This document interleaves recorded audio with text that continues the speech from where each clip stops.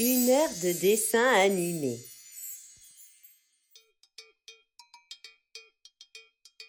Augustin le lutin malin. Il était une fois, Augustin, un petit lutin qui habitait dans une forêt. Il avait creusé sa maison dans une citrouille. Une vraie maison avec une porte, 2 fenêtres et même une cheminée. Augustin était un petit lutin coquin. Il aimait jardiner et profiter du soleil. Ce matin, Augustin décida d'aller faire un tour en forêt. Il sauta dans sa voiture et démarra. Quelle belle journée!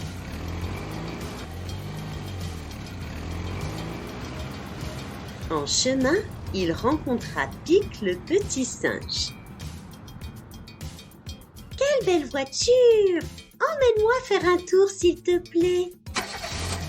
Et les voilà tous deux partis à l'aventure.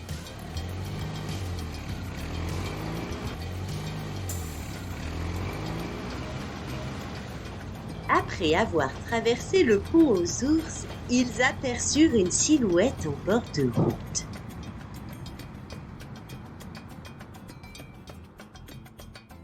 C'était le chat saucisson. Vous avez l'air de bien vous amuser tous les deux. Emmène-moi faire un tour. Tout d'abord, je veux être sûre que tu ne feras pas de mal à Pic le petit singe. C'est promis, dit le chat, et il monta en voiture.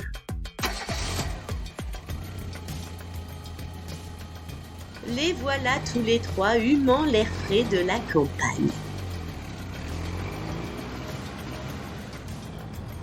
Lorsque tout à coup, ils virent leur ami Poncette le chien en train de gambader dans les champs. Faisait le chat au volant. Poncette s'approcha et demanda « Puis-je monter moi aussi ?» Le chien prit place et la voiture démarra.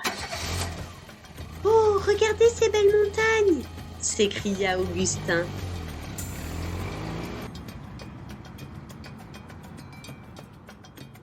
Un peu plus loin, ils tombèrent sur Pan l'éléphant. Lui aussi aurait bien aimé monter en voiture. Augustin réfléchit. « Tu es bien trop grand pour monter. » Tout le monde patientait en vue d'une solution pour leur ami bien trop imposant. Puis, Augustin eut une idée. « Je sais, Pan est assez fort pour nous prendre tous sur son dos. » Aussitôt dit, aussitôt fait. Les voilà tous en route sur le dos de leur ami.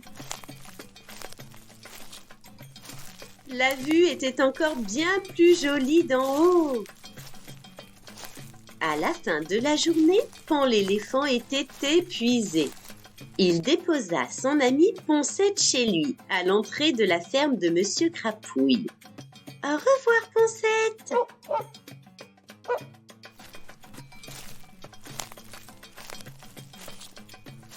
Puis, un peu plus loin, il s'arrêta pour laisser Saucisson le chat devant la porte d'entrée de sa maison. « À bientôt, Saucisson !» Ensuite, il marcha jusqu'à l'entrée de la forêt où résidait Pic le petit singe. « On se voit très vite, Pic !»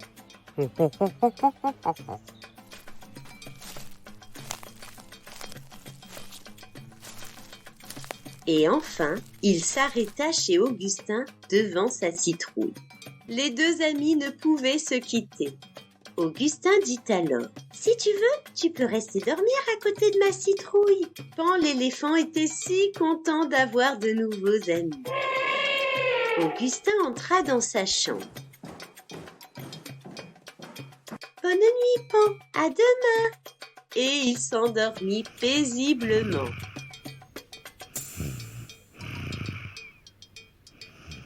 Si vous avez aimé cette histoire, n'hésitez pas à vous abonner à la chaîne. À bientôt! Le château des 3 lions. Il était une fois, un homme et une femme qui avaient un coq, une oie et un chat. Un jour, l'homme dit à la femme: Femme, c'est demain le carnaval. Il faut tuer le coq. Le chat écoutait, accroupi près du foyer. Aussitôt, il alla trouver le coq. Père, va vite te cacher derrière la barrique. Je viens d'entendre que tu serais leur prochain repas. Le coq s'en alla donc vite se cacher. La femme le chercha en vain. De retour à la maison, elle dit: Homme, je ne trouve pas le coq. Eh bien, femme, ramène-moi l'oie. Le chat écoutait, accroupi près du foyer. Il alla trouver l'oie. Commère roi, va vite te cacher avec le coq derrière la barrique ou c'est toi qui passeras à la casserole. L'oie s'en alla donc vite se cacher avec le coq. La femme chercha longtemps.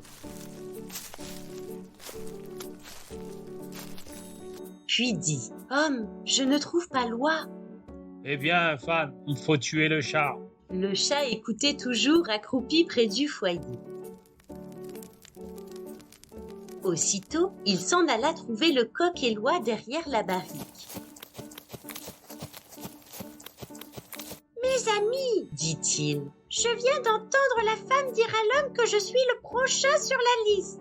Amis, partons vite d'ici. Tous les trois décampèrent aussitôt.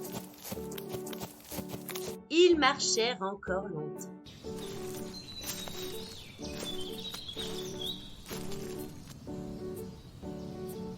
Alors, le chat monta sur un grand chêne. Mes amis, j'aperçois là-bas une lumière dans le bois. Le chat descendit et tous trois repartirent. Ils marchèrent longtemps. Enfin, ils arrivèrent au château des Trois Lions. Les portes et fenêtres étaient ouvertes et les lumières allumées. Et pourtant, il n'y avait personne au château. Les trois amis s'attablèrent et dévorèrent les mets.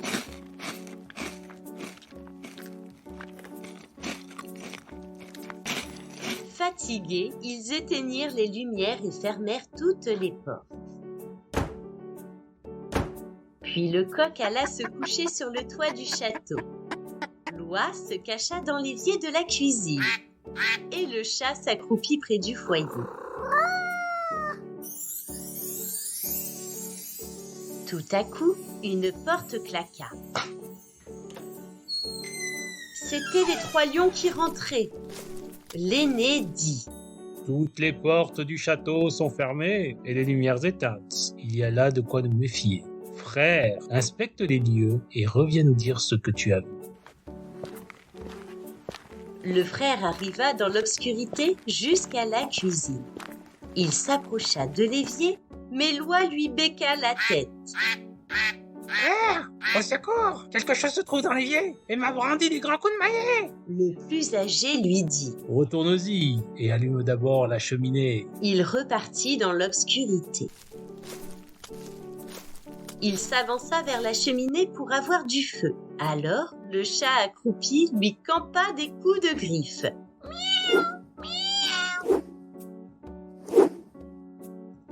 Frère, au secours! Quelque chose m'a lancé des coups de peigne sur le museau! Le frère aîné en colère dit alors. Je m'en charge. Et c'est à ce moment-là que le coq, posté sur la cheminée du château, chanta.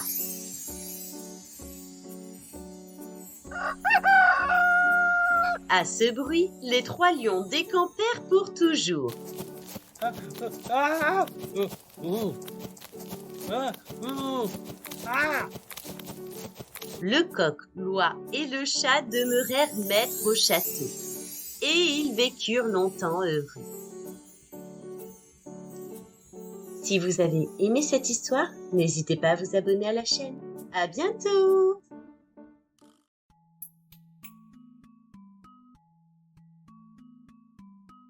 Le loup et le renard. Il était une fois un loup qui habitait une forêt profonde.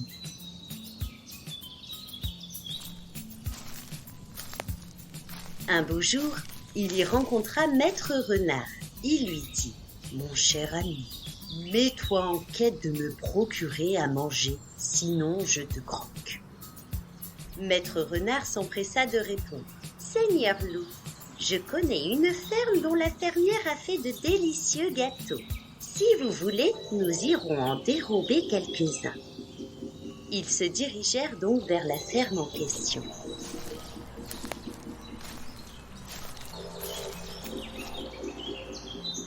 À l'entrée de la cuisine, le renard guettait les lieux.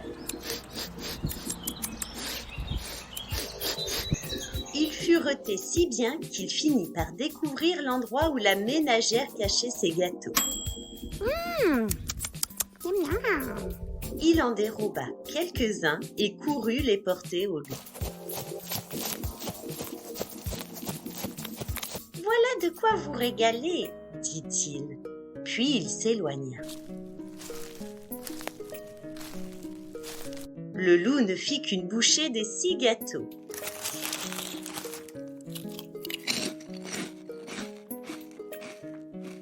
J'ai encore faim, rumina-t-il. Le loup entra alors dans la ferme d'où il avait vu sortir le renard et trouva les gâteaux. Mais avide de gourmandise, il voulut tirer le plat qui tomba au sol, occasionnant un énorme fracas. Soudainement attirée par un tel vacarme, la fermière aperçut le loup et appela ses voisins. « Oh loup, venez vite, venez vite !» Ceux-ci accoururent sur le champ. Ils menacèrent le loup qui prit la fuite. Le loup rejoignit ainsi le renard dans la forêt. « Dans quel horrible guêpier m'as-tu conduit ? Il se trouvait là une meute de gens qui m'ont cassé leurs bâtons sur le dos. »« Mais pourquoi êtes-vous toujours happé par la gourmandise ?» répondit le renard. Le lendemain, les 2 compagnons étaient pour la 2e fois en balade. Le loup s'adressa de nouveau au renard. « Mon cher ami, mets-toi en quête de me procurer un bon repas, sinon je te croque. » Le renard s'empressa de répondre. « Je connais un homme qui vient de saler un porc. Le lard savoureux se trouve en ce moment dans sa cave. Si vous voulez, je vous y emmène. » Ils se mirent immédiatement en route et arrivèrent devant la cave. Comme le renard l'avait prédit, jambon et lard se trouvaient là en abondance. Le loup entra par la lucarne. « Prenons notre temps, rien ne presse, dit-il. Maître Renard gardait toujours l'œil et l'oreille au guet et ne cessait de faire des allers-retours à la lucarne. Étonné de ce manège, le loup lui dit « Ami renard, explique-moi donc pourquoi tu perds ton temps à courir à droite à gauche, puis à passer et repasser par ce trou. » « C'est pour m'assurer que personne ne vienne, reprit le rusé renard. « Je ne sortirai d'ici que lorsqu'il ne restera plus rien dans la cave, répliqua le loup. Interpellé par le bruit, arriva le paysan. Lorsque le renard l'aperçut, il sauta hors de la cave. Le loup voulut le suivre, mais par malheur, il avait tellement mangé que son ventre ne put passer par la lucarne. Le paysan eut donc tout le temps d'aller chercher une cage et y enfourna le pauvre loup.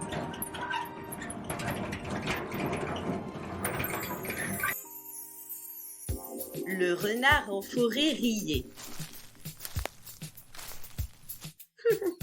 Sans son excès de gourmandise, je ne serais pas encore débarrassé du grand méchant loup. Si vous avez aimé cette histoire, n'hésitez pas à vous abonner à la chaîne. À bientôt!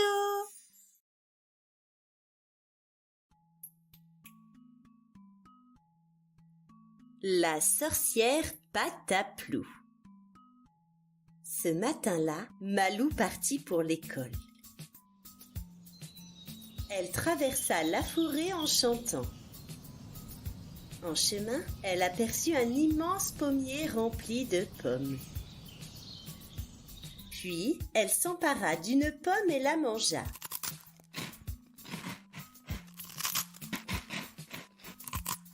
À ce moment-là, une voix retentit. « Malou, Malou, c'est moi la sorcière Pataplou. Descends de ton arbre et donne-moi une pomme. » Mais Malou savait bien que la sorcière n'attendait qu'une chose. Une fois la petite fille descendue, la sorcière n'en ferait qu'une bouchée.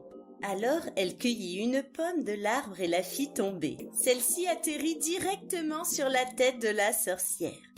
Boum. La sorcière plissa les yeux et répéta. « Malou, Malou, c'est moi la sorcière Pataplou. Descends de ton arbre et donne-moi une pomme. » Malou cueillit une seconde pomme. Elle la laissa tomber sur le pied de l'affreuse sorcière. Boum. Folle de rage, Pataplou répéta. « Descends de ton arbre et donne-moi une pomme. » « Attention, si tu ne descends pas, c'est moi qui viendrai te chercher. » Malou hésita un instant. Puis elle sauta de l'arbre. Elle arriva au sol et tendit une pomme à la sorcière. Celle-ci ouvrit un grand sac pour y fourrer la petite fille. Elle referma le sac, le mit sur son chariot et se mit en route.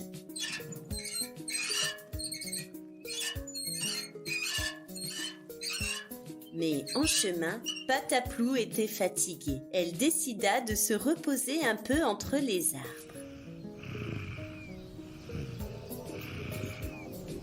Pendant ce temps, Malou se libéra du sac. Elle y déposa un énorme caillou à l'intérieur. La sorcière se réveilla et reprit sa route. Arrivée chez elle, elle alluma un feu pour sa marmite remplie de bouillon. Elle prit son sac et le vida directement dans la marmite. L'énorme caillou fit jaillir le liquide bouillant. La sorcière était brûlée aux pieds, elle hurlait de douleur. Et le lendemain, Pataplou décida de se venger. Elle retourna sous le pommier. Sur place, elle appela Malou. « Descends de ton arbre et donne-moi une pomme !»« Pas question, dit la fillette. Je n'ai pas envie que tu m'attrapes comme hier. Je ne le ferai plus jamais, parole de sorcière. » Malou descendit de son pommier et à peine le pied à terre, l'affreuse sorcière l'enfourna dans son gros sac. Pataplou avait si mal aux pieds qu'elle s'arrêta pour se reposer. La petite fille s'échappa et mit au fond du sac le chien du fermier. Lorsque la sorcière reprit sa route, le sac bougeait sans arrêt. Et tout à coup, le sac s'ouvrit et le chien bondit sur la sorcière. « À l'aide, à l'aide !» criait la sorcière en s'éloignant.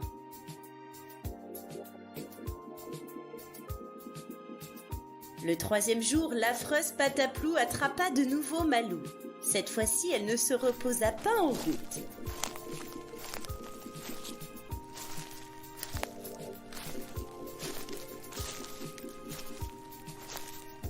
Elle arriva chez elle et alluma la marmite.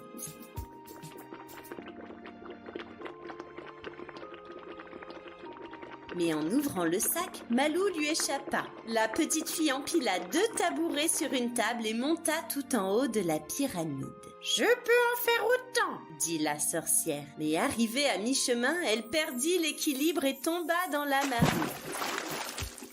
Depuis ce jour, tous les enfants du village peuvent monter dans le pommier sans risquer de rencontrer la terrible sorcière.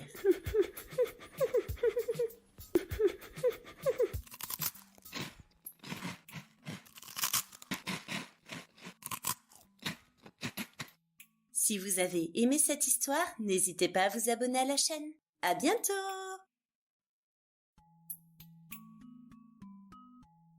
Cendrillon. Il était une fois un gentilhomme qui vivait avec une méchante femme. Elle avait 2 filles qui ressemblaient terriblement à leur mère. Le gentilhomme avait de son côté une jeune fille d'une douceur et d'une bonté sans limite. La belle-mère chargeait sa pauvre belle-fille des tâches de la maison, nettoyage, vaisselle et repas.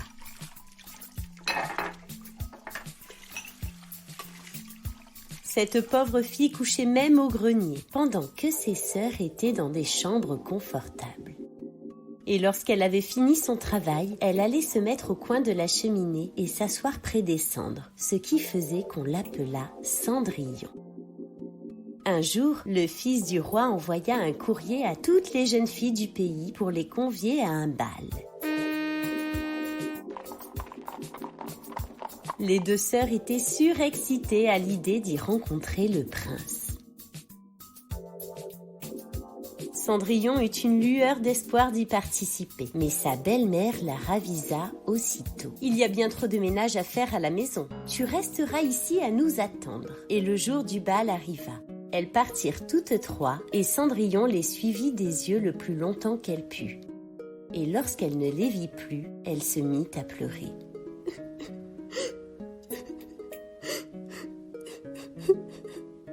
Sa marraine, qui la vit tout en pleurs, lui demanda ce qu'elle avait. « Je voudrais bien aller au bal, marraine. »« Dans ce cas, je t'y ferai aller. Va dans le jardin et apporte-moi une citrouille. » Cendrillon alla aussitôt cueillir une citrouille et la porta à sa marraine. Celle-ci la frappa de sa baguette et la citrouille fut aussitôt changée en beau carrosse.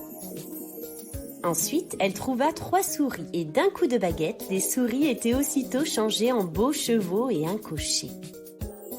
La fée dit alors à Cendrillon « Eh bien voilà de quoi aller au bal ?» Mais Cendrillon regarda ses vilains habits. Sa marraine ne fit que la toucher avec sa baguette et ses habits furent changés en une belle robe la plus jolie du monde. « Avant toute chose, ne dépasse pas minuit, » dit sa marraine. Cendrillon monta en carrosse et elle partit.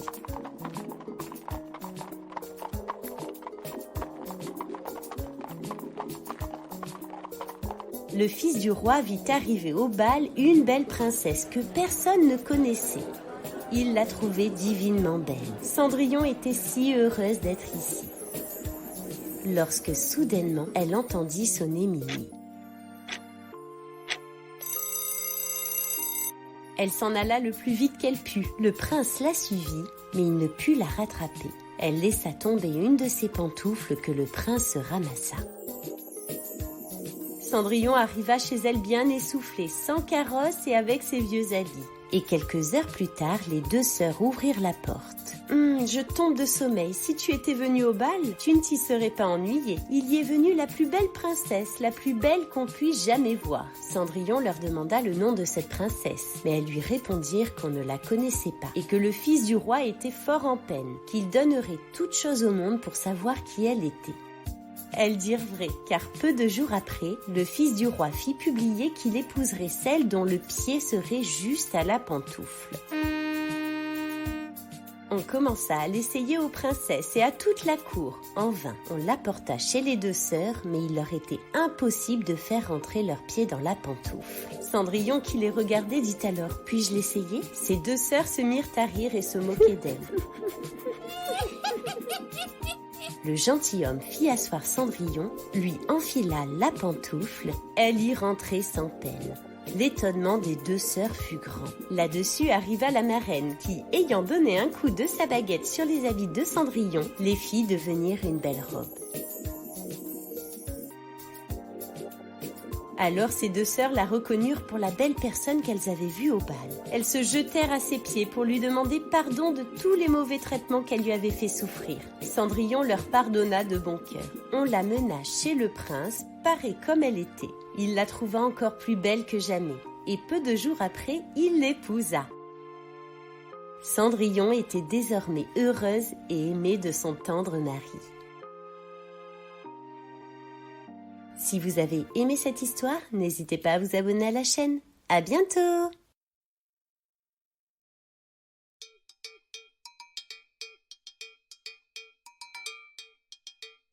La galette volante. Il était une fois, dans un tout petit hameau de quelques maisons, un bon cuisinier cochon nommé Isidore. Celui-ci aimait cuisiner de superbes galettes, et en particulier les galettes des rois. Personne n'avait jamais vu de galette dorée aussi grande, une vraie galette géante. « Incroyable !» s'écria son voisin le renne. « Elle a l'air succulente !» s'exclama son amie Fiona, l'hippopotame. Isidore le cochon était très fier de son œuvre. C'est alors que Juliette, la petite fille, arriva chez lui.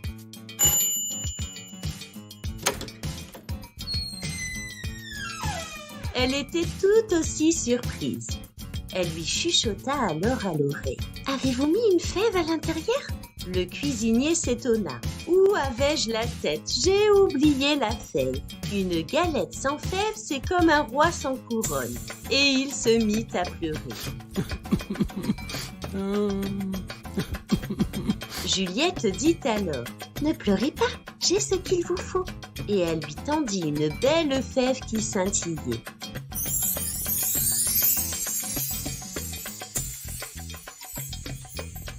Juliette ne se souvenait plus très bien d'où venait cette fève, mais aucune importance.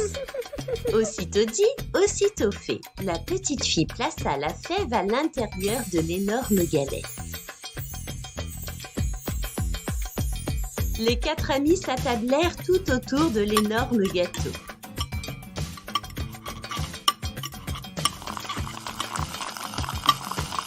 Lorsque tout à coup, celui-ci se suréleva.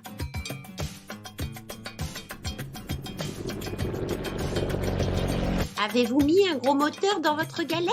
s'étonna Fiona. La galette se souleva encore un peu plus. « Serait-ce un hélicoptère ?» demanda son voisin le renne.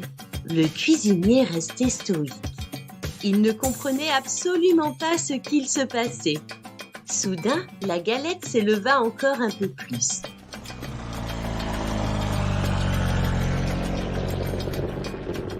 Attrapez-la! Criait l'hippopotame.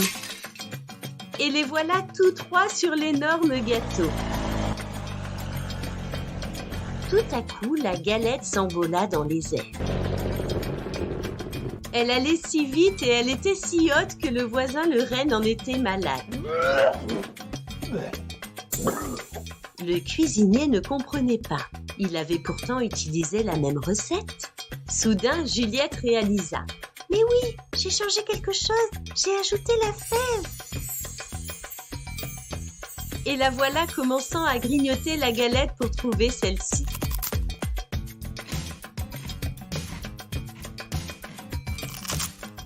Aidez-moi à grignoter!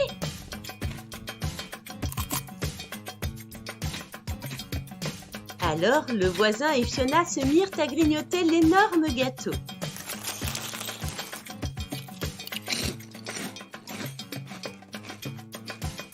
Mais pas la moindre trace de la fève magique.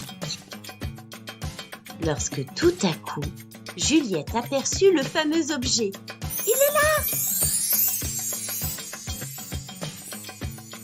Doucement, la galette perdit en altitude et vint se poser au-dessus des arbres, au beau milieu de la forêt.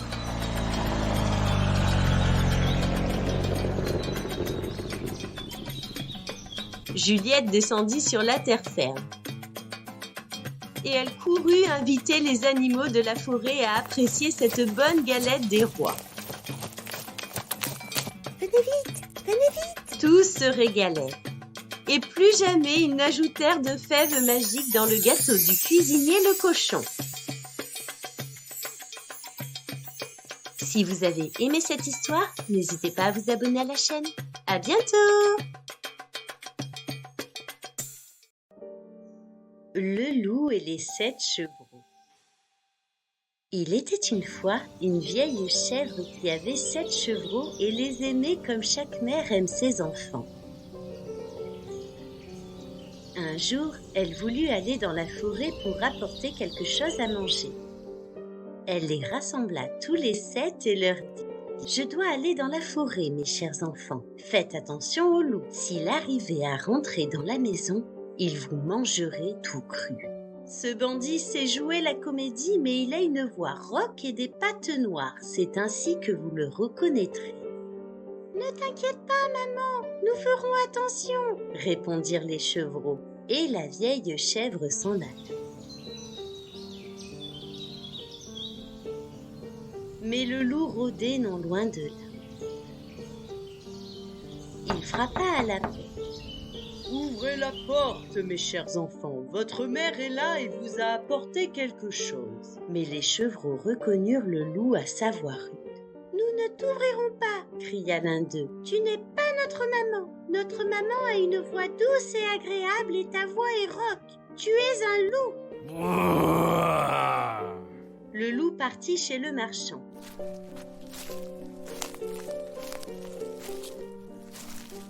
Il vola un grand morceau de craie qu'il mangea. Il revint ensuite vers la maison et frappa à nouveau. « Ouvrez la porte, mes chers enfants. Votre maman est de retour et vous a apporté pour chacun de vous un petit quelque chose. » Mais tout en parlant, il posa sa patte noire sur la fenêtre. « Oh non !» Les chevreaux l'aperçurent et crièrent. « Nous ne t'ouvrirons pas. Notre maman n'a pas les pattes noires comme toi. Tu es un loup. » Et le loup courut chez le marchand voler de la farine. Pour la 3e fois, le loup arriva à la porte de la petite maison et frappa. « Ouvrez la porte, mes chers petits. Maman est de retour de la forêt et vous a apporté quelque chose. » Le loup posa sa patte blanche sur le rebord de la fenêtre. « C'est maman, c'est maman !» Les pauvres chevreaux ouvrirent la porte et le loup bondit dessus. Le loup avala les chevreaux alors que le 7e eut le temps de se cacher dans la pendule. Lorsque le loup fut rassasié, il sortit dans le pré vert se reposer. Peu de temps après, la vieille chèvre revint de la forêt. La porte était grande ouverte, la table et les chaises étaient renversées. Oh non! Elle chercha ses petits en vain. Tout à coup, elle entendit une petite voix fluette. « Je suis là, maman, dans la pendule !» Le chevreau lui raconta que le loup était venu et qu'il avait mangé tous ses frères et sœurs. Ensemble, ils sortirent de la petite maison et dans le pré, le loup y était couché. Quelque chose bougeait et grouillait dans son gros ventre. La chèvre cisailla son ventre et aussitôt le premier chevreau sortit la tête. Et les 6 chevreaux en sortirent les uns après les autres, tous sains et saufs. Quel bonheur! Maman! La vieille chèvre dit « Allez les enfants, apportez des pierres aussi grosses que possible. Nous les fourrerons dans le ventre de cette vilaine bête tant qu'elle est encore couchée et endormie. » Ils farcirent ainsi le ventre du loup jusqu'à ce qu'il soit plein. La vieille chèvre le recousit aussi vite. Quand il se réveilla enfin, il se leva et comme les pierres lui pesaient dans l'estomac, il eut très soif. Il s'approcha de l'eau et y tomba. Les 7 chevreaux et leur maman n'eurent plus jamais rien à craindre du grand méchant loup. Si vous avez aimé cette histoire, n'hésitez pas à vous abonner à la chaîne. À bientôt!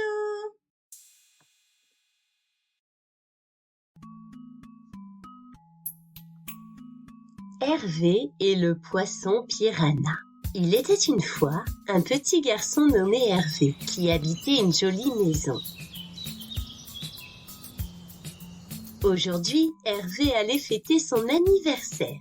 Sa maman était en cuisine et lui préparait un bon gâteau au chocolat. Pour l'occasion, sa marraine Lila était conviée pour le goûter.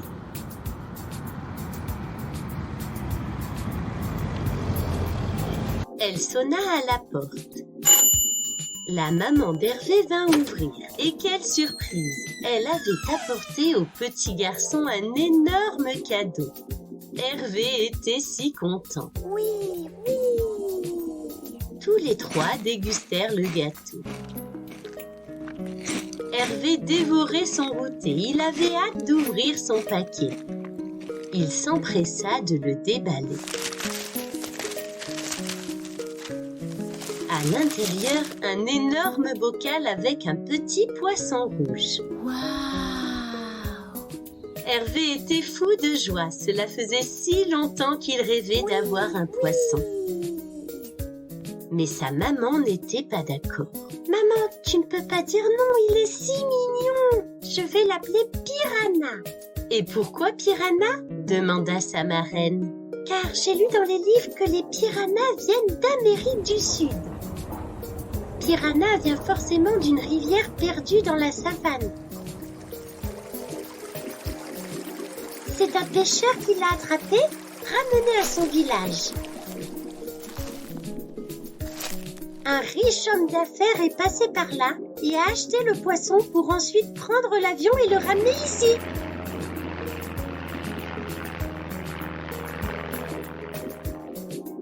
Tu sais, maman, les piranhas sont de féroces poissons carnivores qui mangent même les hommes. » Sa mère et sa marraine éclatèrent de rire. Hervé pensa alors, « Je suis sûre que mon poisson est un piranha déguisé en gentil poisson rouge. » Après le déjeuner, il installa le bocal dans sa chambre. « Ça va, Piranha? Tu as assez de lumière près de la fenêtre ?» Le poisson faisait des allers et retours dans son bocal. « Piranha, si tu vas sur la droite, cela veut dire oui. Et par la gauche, cela veut dire non. Fais une grosse bulle si tu veux me dire bonjour. Et une toute petite si c'est pour bonsoir. » Tout à coup, Hervé eut une idée. Il alla dans le jardin ramasser quelques cailloux et de l'herbe. Que c'est lourd! Il entra ensuite dans la salle de bain. Il remplit la baignoire d'eau, puis y ajouta les cailloux et l'herbe, et y mit enfin son nouvel ami. « Eh bien voilà, Piranha, tu as bien plus d'espace ici. » La mère du petit garçon entra à ce moment-là. En voyant la baignoire remplie d'eau, elle était folle de rage. Sur les ordres de sa maman, il remit le poisson dans son bocal. Il était l'heure pour sa marraine de les laisser. Elle entra dans la chambre d'Hervé pour lui dire au revoir. Celui-ci ne cessait de contempler le bocal. Elle lui chuchota alors à l'oreille. « J'ai sans doute eu une mauvaise idée. La prochaine fois, je t'offrirai un animal qui ne va pas dans l'eau, d'accord ?» Oui. Il était enfin l'heure pour Hervé d'aller se coucher. Avant de s'endormir, il pensa à ce que sa marraine lui avait dit. « Un jour, j'aurai une énorme girafe dans mon jardin et un petit singe comme animal de compagnie. » Et il s'endormit plein d'imagination. Si vous avez aimé cette histoire, n'hésitez pas à vous abonner à la chaîne. À bientôt! Blanche-Neige et les 7 nains. Il était une fois une reine, assise sur un banc un beau jour d'hiver, qui regardait voler les flocons. Lorsque tout à coup, 3 gouttes de sang tombèrent du ciel sur la neige. Elle se dit alors, si seulement j'avais un enfant aussi blanc que la neige, avec des cheveux aussi noirs que le bois de la forêt. Peu de temps après, une fille naquit.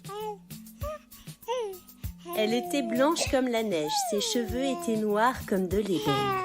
On l'appela Blanche-Neige. Mais la reine mourut en lui donnant le jour. Au bout d'une année, le roi épousa une autre femme qui possédait un miroir magique. Seule dans la chambre, elle l'appelait « Miroir, miroir joli, qui est la plus belle au pays ?» Le miroir répondait « Madame la reine, vous êtes la plus belle au pays. » Blanche-Neige, cependant, grandissait et devenait de plus en plus belle.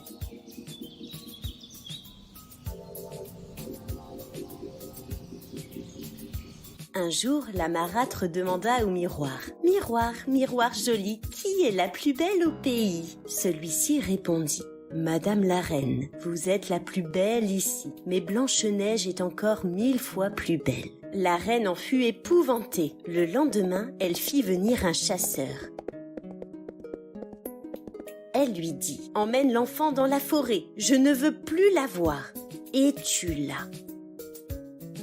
Le chasseur obéit et conduisit Blanche-Neige dans le bois.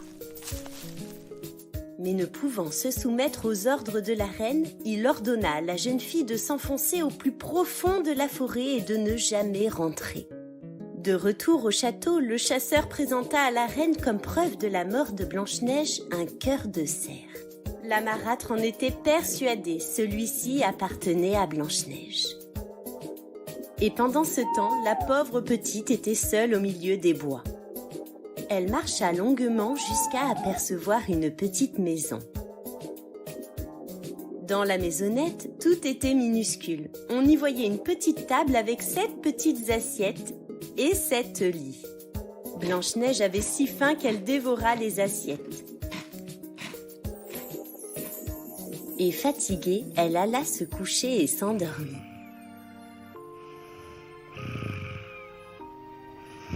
C'est alors que les 7 nains, propriétaires des lieux, entrèrent dans leur logis. La jeune femme se réveilla doucement. « Comment t'appelles-tu » demanda l'un des 7 nains. « Je m'appelle Blanche-Neige. » Et pendant ce temps, la reine au château demanda à son miroir. « Miroir, miroir joli, qui est la plus belle au pays ?» Le miroir répondit. « Madame la reine, vous êtes la plus belle ici. Mais par-delà les montagnes, auprès des gentils petits nains, Blanche-Neige est 1000 fois plus belle. » La reine en fut noire de colère. Grâce à ses pouvoirs, elle se transforma en vieille dame, s'empara d'une pomme empoisonnée et partit en quête de Blanche-Neige. Elle franchit les montagnes, les lacs et les forêts et arriva enfin devant la maisonnette où Blanche-Neige était seule ce jour-là. Devant la fenêtre, elle s'écria « Je vends de bonnes pommes bien rouges !» Blanche-Neige s'approcha. « Viens mon enfant, goûte ma pomme !» Blanche-Neige croqua la pomme et tomba subitement dans un profond sommeil. Et quand elle fut de retour au château, elle demanda au miroir. « Miroir, miroir joli, qui est la plus belle au pays ?» Celui-ci répondit. « Madame la reine, vous êtes la plus belle au pays. » Les 7 nains pleuraient Blanche-Neige. Elle resta longtemps drapée dans un lit toujours aussi joli. Un beau jour, un prince qui passait par la forêt s'arrêta à la maison des nains. « Laissez-moi Blanche-Neige, je prendrai soin d'elle. » Quand ils entendirent ces mots, les bons petits nains furent saisis de compassion et lui donnèrent la jeune femme. Le prince la transporta dans une calèche. Et en forêt, le chariot buta sur un caillou. La secousse fit glisser hors de la gorge de Blanche-Neige le morceau de pomme empoisonnée qu'elle avait mangé. « Où suis-je » demanda-t-elle. « Auprès de moi » répondit le prince. Et elle l'accompagna ainsi de nombreuses années. Si vous avez aimé cette histoire, n'hésitez pas à vous abonner à la chaîne. À bientôt!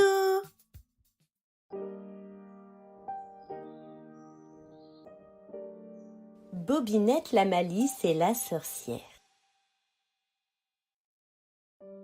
Il était une fois une petite fille nommée Bobinette qui habitait avec sa maman.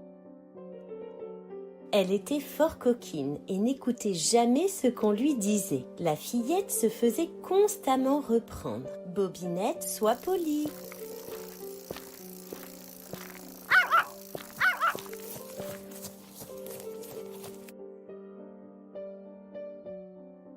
« Bobinette, tiens-toi droite et ne mange pas avec tes doigts. »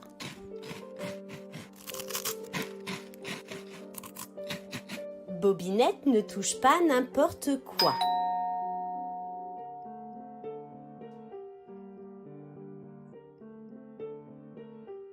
Mais rien ne marchait. La petite fille n'écoutait rien et faisait même exactement l'inverse. Et un beau jour, Bobinette la malice fut envoyée chez sa grand-mère pour passer quelques jours de vacances.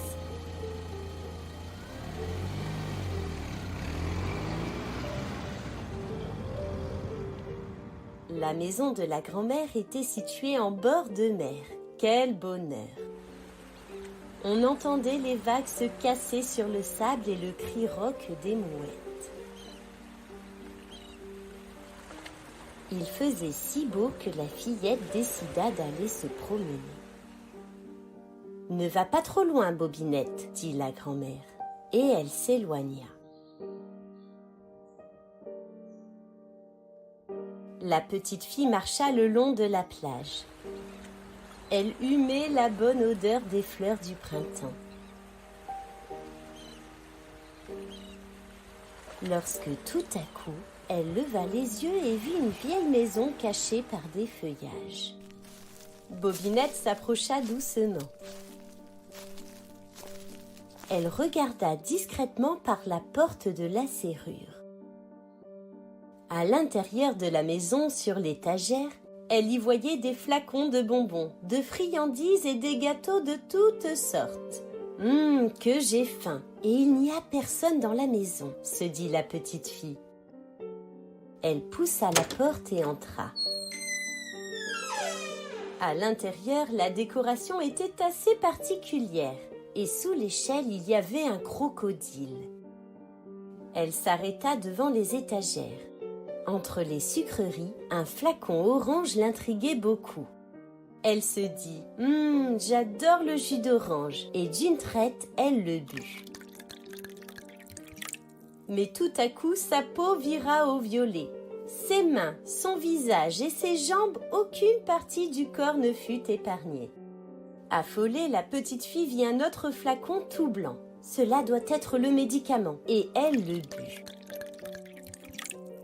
Mais subitement, son visage laissa place à une énorme trompe d'éléphant. Tout son corps était à présent représentatif d'un pachyderme.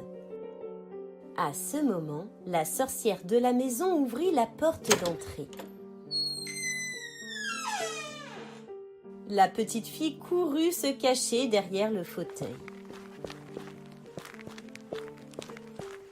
La sorcière en colère grogna. « Qui a touché à mes flacons? Qui a goûté à mes potions ?» Puis la sorcière ricana. « Heureusement que le voleur ne connaît pas tous mes secrets. S'il savait qu'il fallait seulement toucher une queue de crocodile pour enlever le sortilège. » Toujours cachée derrière le fauteuil, Bobinette avait tout entendu. Elle attendit que la sorcière se soit éloignée à l'extérieur de la maison. Et elle sortit en vitesse de sa cachette pour poser les mains sur le crocodile. Aussitôt, elle reprit sa silhouette de petite fille. Sans se retourner, la petite fille se sauva par la porte d'entrée. Elle courut aussi vite qu'elle put, jusqu'à la maison de sa grand-mère. Et depuis ce jour, Bobinette ne toucha plus aucun ingrédient avant d'avoir l'autorisation. Si vous avez aimé cette histoire, n'hésitez pas à vous abonner à la chaîne. À bientôt!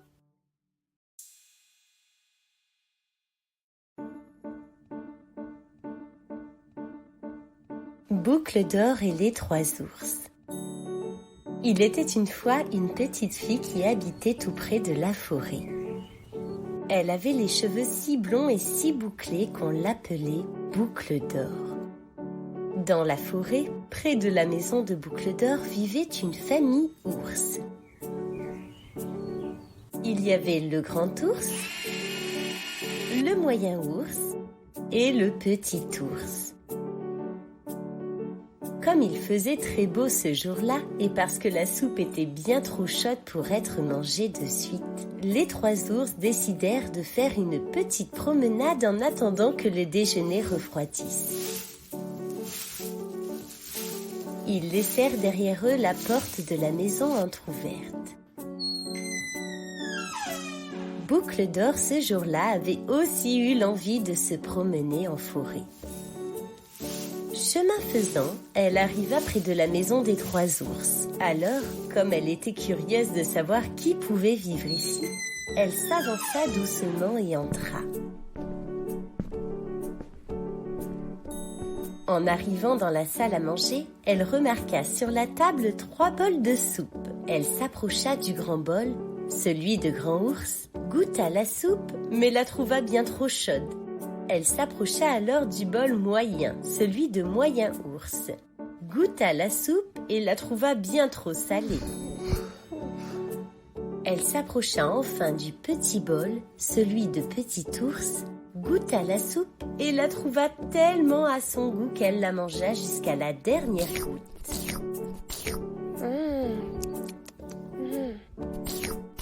Elle arriva ensuite dans le salon pour y découvrir 3 chaises. Elle voulut s'asseoir sur la grande chaise, celle du grand ours, mais la trouvait bien trop haute. Elle s'assit alors sur la chaise moyenne, celle de moyen ours, mais la trouvait trop bancale. Elle s'assit alors sur la petite chaise gonflable de bébé ours. Mais comme Boucle d'Or était bien trop lourde, elle se dégonfla. Ce n'est pas grave, continuons la visite, se dit-elle. Elle vit alors un escalier au bout de la pièce et entreprit de le monter. Arrivée en haut, elle vit une grande chambre à coucher dans laquelle se trouvait un immense lit. Elle s'assit donc sur celui de grand ours, mais elle le trouvait bien trop dur. Elle ouvrit la porte de la seconde chambre pour y découvrir un lit de taille moyenne. Elle monta dessus, mais elle le trouvait beaucoup trop mou. Enfin, elle entra dans la 3e chambre et se coucha sur le petit lit, celui de Petit Ours. Et elle le trouvait tout à fait comme il faut. Elle s'endormit aussitôt.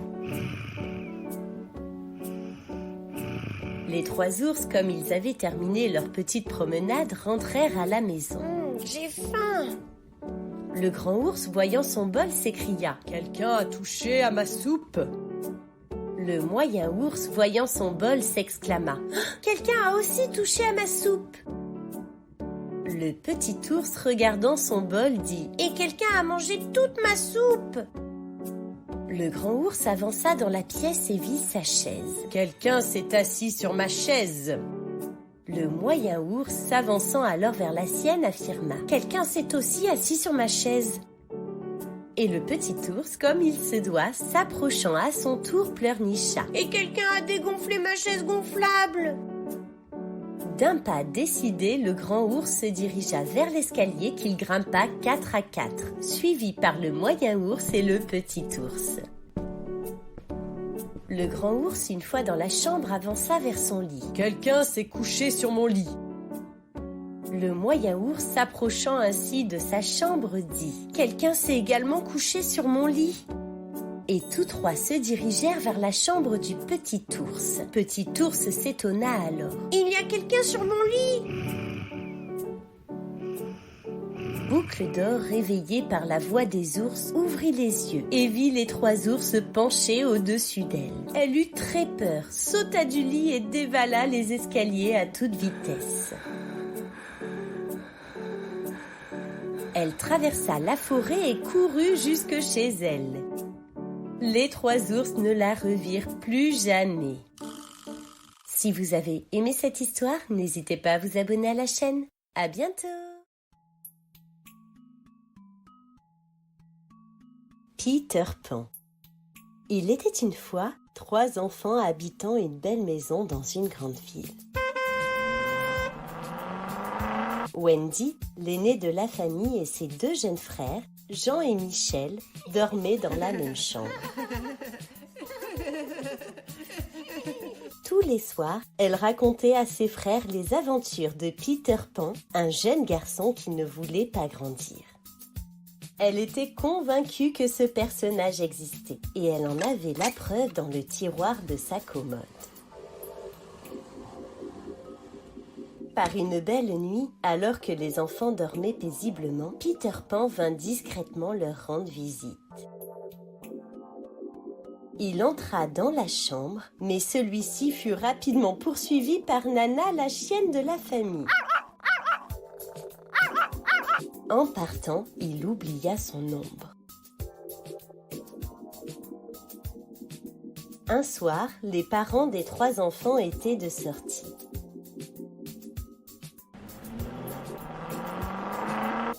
Nana étant dans sa niche située dans le jardin, Peter Pan vint récupérer son ombre avec son amie, la fée Clochette. Mais Wendy et ses frères se réveillèrent et le trouvèrent dans leur chambre. Le garçon dit alors « Bonsoir, je suis Peter Pan. Je viens du pays imaginaire, une île fantastique où vivent les enfants perdus, des garçons orphelins qui ne grandissent jamais. Peter Pan donna de la poussière de fée à Wendy et ses frères. À cet instant, tout le monde s'envola par la fenêtre pour rejoindre cet autre monde. Wendy et ses frères arrivèrent sur une belle plage, mais furent rapidement pris pour cible par les canons du bateau du capitaine Crochet. Le capitaine détestait Peter Pan depuis qu'il lui avait coupé la main et l'avait donné à manger au crocodile. Depuis, l'animal poursuivait inlassablement le capitaine Crochet afin de le manger tout entier. Les héros coururent se mettre à l'abri au repère des enfants perdus. Et le jour suivant, Wendy et Peter Pan marchèrent en promenade et rendirent visite à des sirènes.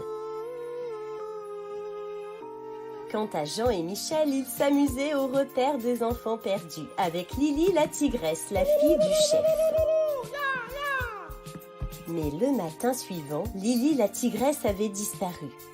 Les enfants enfermèrent Jean et Michel, pensant que Peter Pan avait enlevé Lily la tigresse. De l'autre côté de l'île, Lily la tigresse était enfermée dans la cale du bateau du capitaine Crochet. Peter Pan décida donc de s'y rendre, jeta le capitaine à la mer, qui fut pourchassé par le crocodile.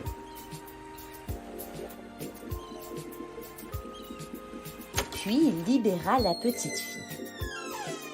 Il retourna au village des enfants et organisèrent alors une grande fête. Mais il était à présent temps pour Wendy et ses frères de rentrer chez eux. Au même moment, les parents de Wendy, Jean et Michel rentrèrent à la maison.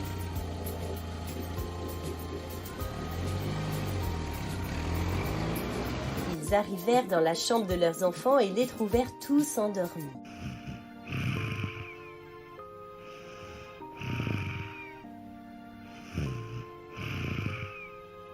Au moment d'aller se coucher, Wendy réveillée arriva.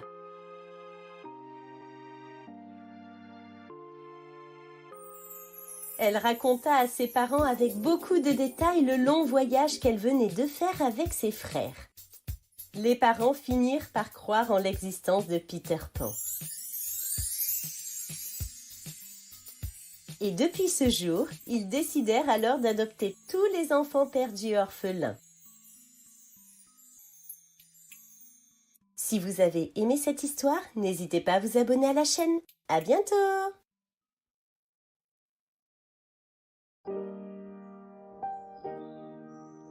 La Belle au bois dormant. Il était une fois un roi et une reine qui vivaient à un château. Ils attendirent si longtemps d'avoir un enfant que finalement naquit une fille.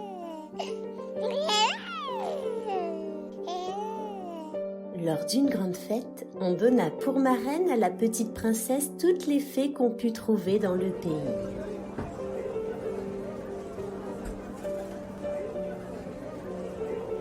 Chacune d'elles avait un don et le transmit à l'enfant. Tu seras la plus belle du royaume.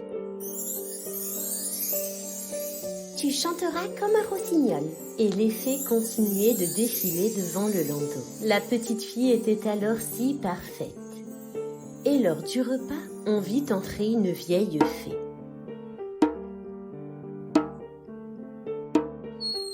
Je n'ai pas été conviée. Celle-ci s'approcha alors du berceau de l'enfant. Elle leva sa baguette et promit à la princesse qu'elle se percerait la main d'un fuseau et qu'elle en mourrait. À ce moment, le tonnerre retentit et la méchante fée disparut dans l'obscurité du château. Rassurez-vous, roi et reine, votre fille n'en mourra point. Il est vrai que je n'ai pas assez de puissance pour défaire le mauvais sort. La princesse se percera la main d'un fuseau, mais au lieu d'en mourir, elle tombera seulement dans un profond sommeil qui durera 100 ans, au bout desquels le fils d'un roi viendra la réveiller. La princesse grandit et le roi défendait à toute personne de posséder un fuseau. Un beau jour, le roi et la reine s'absentèrent.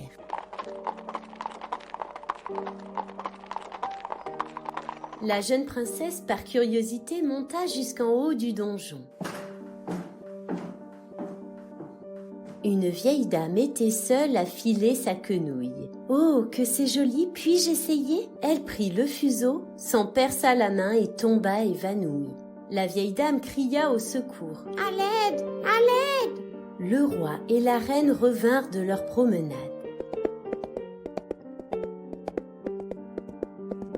Au chevet de leur fille, ils se souvinrent de la prédiction des fées. La princesse était endormie.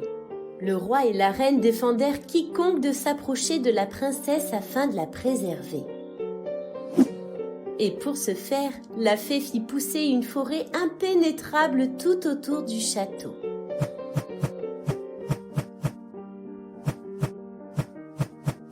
Le temps passa.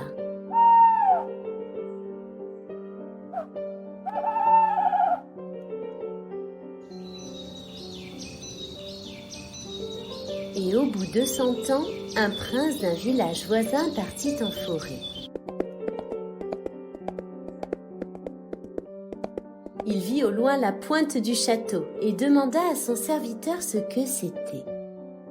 Celui-ci répondit selon qu'il en avait tout y dire qu'il y avait plus de 50 ans dans ce château une princesse, qu'elle y devait dormir 100 ans et qu'elle serait réveillée par le fils d'un roi à qui elle était promise. Le jeune prince, bien curieux, s'avança vers le bois.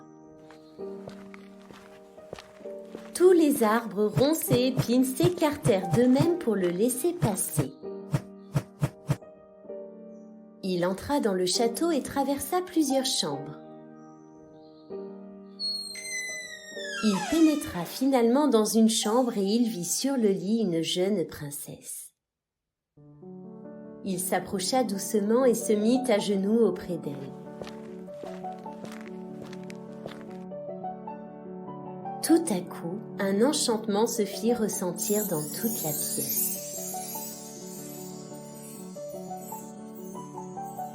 La princesse ouvrit les yeux. Elle se redressa et dit « Est-ce bien vous, mon prince ?»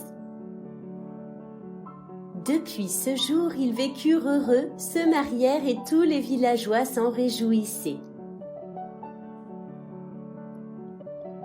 Si vous avez aimé cette histoire, n'hésitez pas à vous abonner à la chaîne. À bientôt!